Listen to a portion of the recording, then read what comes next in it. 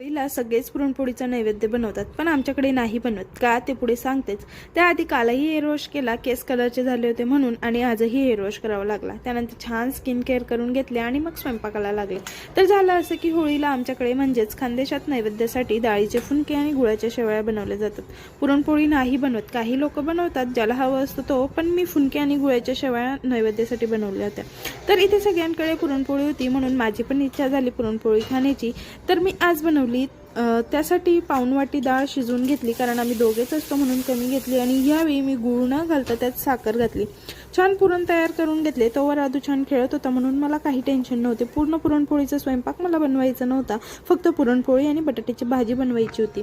कारण आदू लहान असल्यामुळे मला एकटीला इतकं सगळं करणं शक्यच होत नाही, कारण त्याला पूर्ण वेळ मला एकटीलाच हँडल करावं लागतं. म्हणून बिचारा आज मला त्याच्यासाठी जास्त वेळ नाही मिळाला, म्हणून एकटाच खेळत खेळत झोपी गेला. मला खूप वाईट वाटलं त्याला असं बघून, पण ऑप्शन पण नाही माझ्याकडे.